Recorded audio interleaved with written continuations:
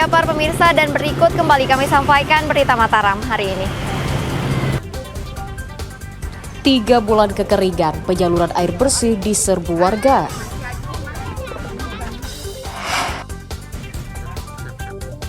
Dua pria diringkus polisi karena berkomplot mengedarkan narkoba. Harga beras masih mahal, pedagang minta Pemda normalkan stok di pasaran.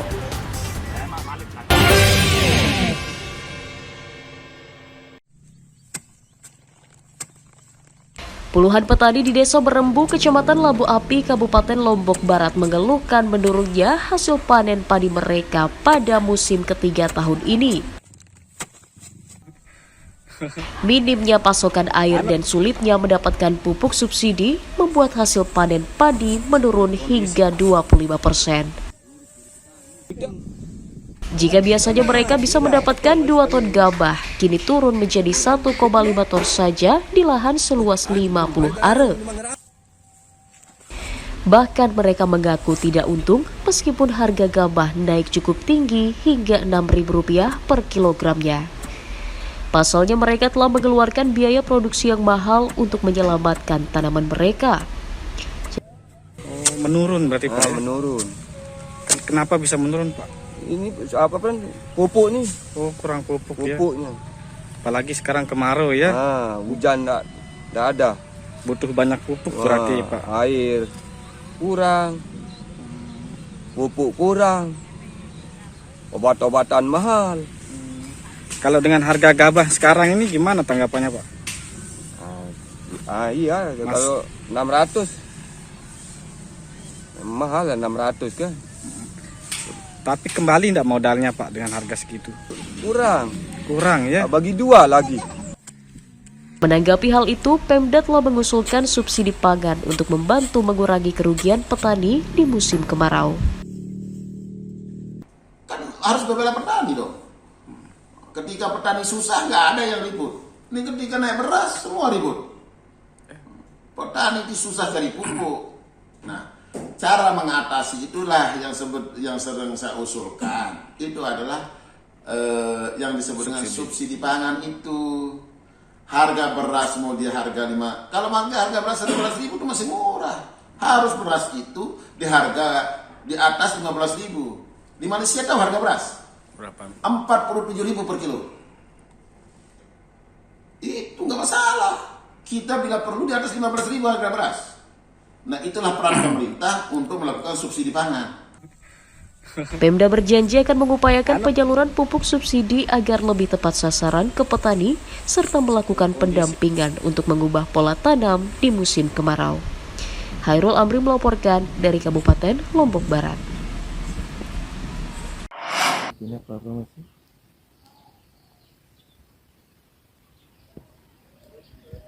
Puluhan petani di sejumlah wilayah di Kabupaten Lombok Timur kesulitan mendapatkan air untuk mengairi lahan mereka akibat kemarau. Seperti petani di lingkungan Kuang Mangat, Kelurahan Majidi, Kecamatan Selong, yang beralih menanam jagung di lahan mereka akibat tidak ada air irigasi. Mereka sengaja menanam jagung karena tidak terlalu membutuhkan air dan tidak beresiko meskipun ditanami di musim kemarau. Untuk menjaga pertumbuhan agar tetap optimal, warga memanfaatkan sumur bor untuk menyiram tanamannya. Jadi biasanya kami nanam padi satu tahun itu sampai 3 kali. Sekarang musim kurang air, jadi kami minta supaya bagaimana solusinya bisa kami nanam padi kembali kayak yang dulu-dulu. Ini kenapa nanam jagung juga nih Pak? Karena air kurang kalau kita nanam jagungnya. Kalau kita nanam padi kan mau air setiap hari. Jadi kalau jagung kita tanam bisa 1 minggu 1 kali kita masukkan air, itu pun kadang-kadang dapat, kadang enggak. Berarti ini mengurangi resiko juga Pak? Iya, mengurangi risiko. Selain hasil panen yang menurun, para petani juga harus mengeluarkan biaya produksi yang cukup tinggi untuk menyelamatkan tanaman mereka. Muhtadun melaporkan dari Kabupaten Lombok Timur. Sip. Terus udah jalanin ya. Dua pria berinisial HN dan WL asal Kecamatan Masbagi diringkus Direktorat Reserse Narkoba Polda Nusa Tenggara Barat karena diduga berkomplot mengedarkan narkotika di Pulau Lombok dan Sumbawa. Tersangka ditangkap di rumahnya setelah polisi mendapatkan informasi pengambilan paket diduga narkotika yang dikirim dari luar daerah.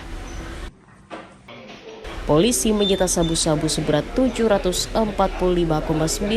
gram, timbangan, alat isap, dan uang ratusan juta rupiah sebagai barang bukti.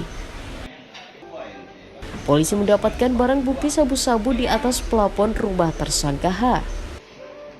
Tersangka H selaku pemilik narkotika jenis sabu telah mendapatkan pengiriman dari Sumatera melalui pesawat di Bandara Bizam, kemudian diantar oleh kurir dan diserah terimakan di sekitar area bandara tersebut dengan menggunakan tas yang digunakan didesain sedemikian rupa lapis demi lapis narkotika jenis sabu itu sehingga tidak tampak.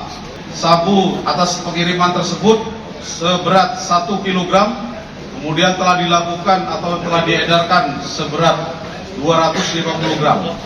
Tersangka menerima paket sabu-sabu dari Aceh untuk diedarkan di Pulau Lombok dan Sumbawa. Berapa banyak?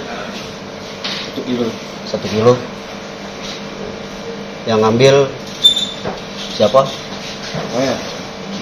Berdua. Oh, langsung berdua. Ya. Di mana? Di bandara. Di bandara. Di luar tapi. Di luar. Di luar bandara. Di luar bandara. Oh, di luar bandara. Komunikasi lewat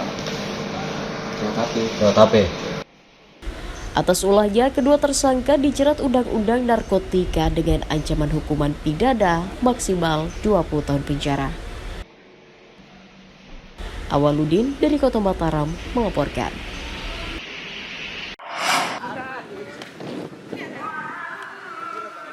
Komisi Pemberantasan Korupsi memeriksa istri Wali Kota Bima, Nusa Tenggara Barat terkait kasus dugaan gratifikasi pengadaan barang dan jasa di Gedung Reskrimsus Polda NTB akhir pekan ini.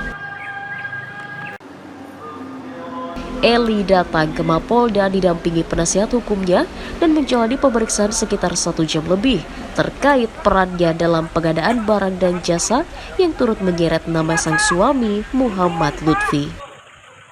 Pak, bagaimana hasilnya, Pak? Sebelumnya KPK juga telah memeriksa Sekretaris Daerah Kota Bima Mukhtar Landa di Polda NTB sebagai saksi Rabu lalu.